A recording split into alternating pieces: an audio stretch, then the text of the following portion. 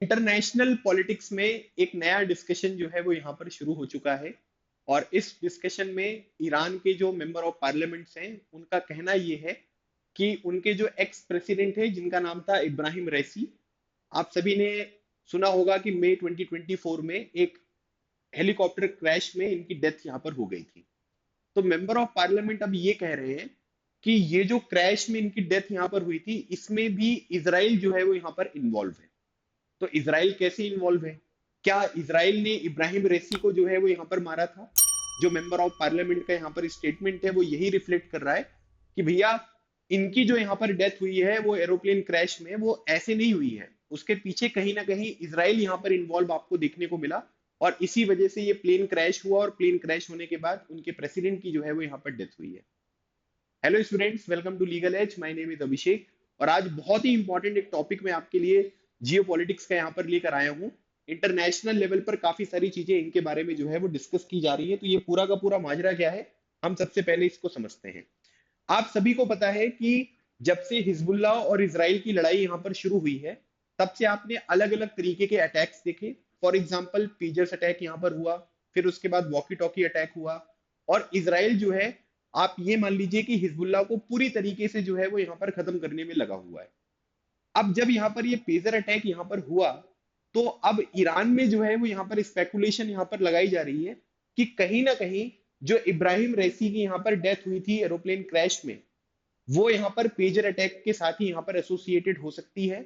और इसी वजह से वो ये ब्लेम कर रहे हैं कि इसराइल ने जो है वो यहाँ पर क्या है कि इब्राहिम रेसी को जो है वो यहाँ पर मारा है। तो इस तरीके का स्पेकुलेशन, इस तरीके की चीजें जो है वो ईरान में यहाँ पर डिस्कस की जा रही है। सबसे पहले ईरान की एक लोकेशन देख लेते हैं। शिया डोमिनेटिव जो है वो एक कंट्री आपको देखने को मिलेगी। ईरान की कैपिटल तेहरान है। यहाँ पर अगर आप देखोगे तो ये कैस्पियन सी आपको देखने को मिल रहा है। यहाँ पर ये पर्शियन सी है या पर्शियन गल्फ है।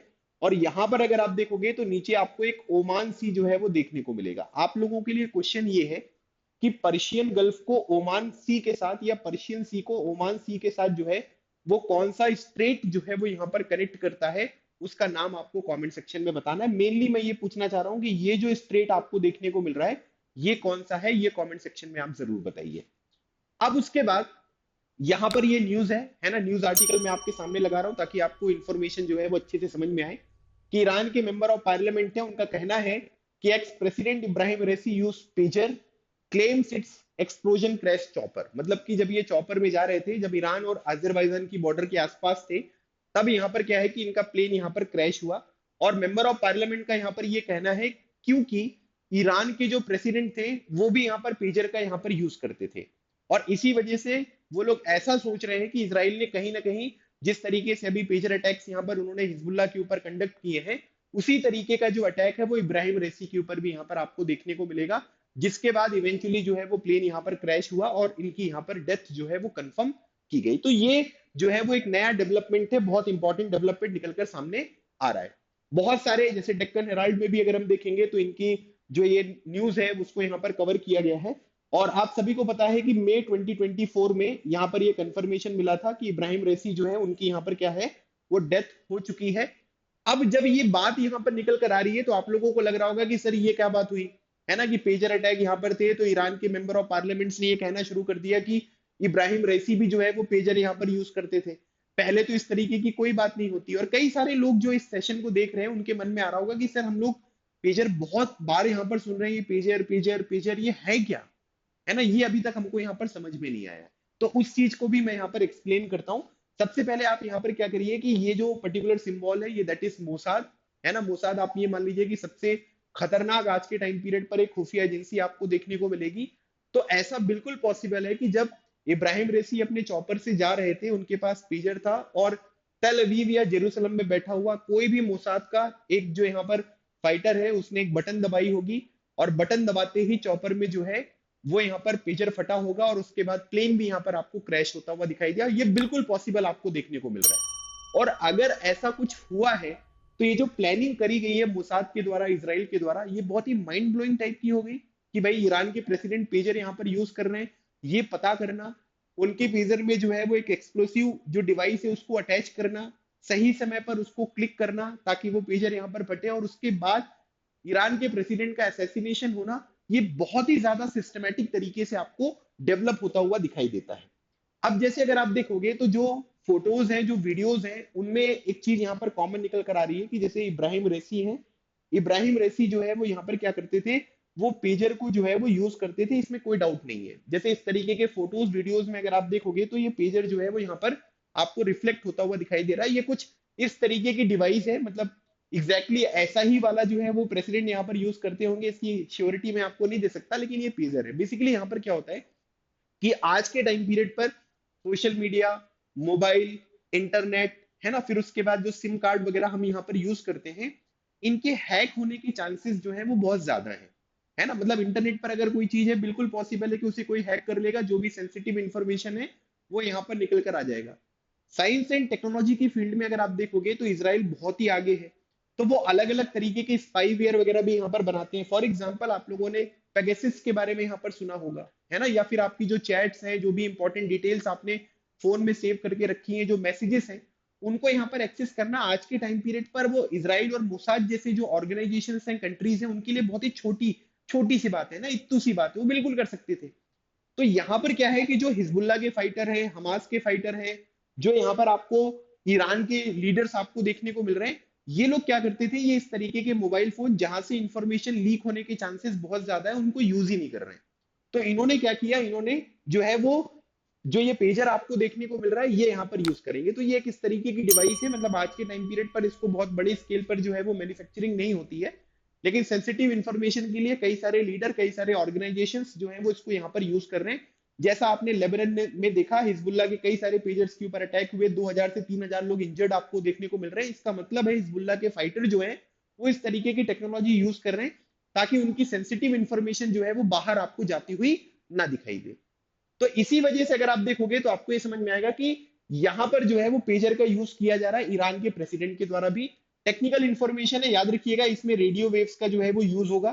पेजर में जो है वो इंटरनेट की जरूरत नहीं होती है, सिम कार्ड की जरूरत नहीं होती है, रेडियो वेव्स का यूज होगा। बहुत ही सोफिस्टिकेटेड जो है वो एक टेक्नोलॉजी है, इसमें कॉल वगैरह आप नहीं लगा पाओगे, लेकिन जो भी इंपॉर्टेंट मैसेज वगैरह है वो आपको बहुत आसानी से यहाँ पर कन्वे किए जा सकते हैं, और उसके बेसिस पे आप अपना जो भी प्लान है वो यहाँ पर एग्जीक्यूट कर सकते हो।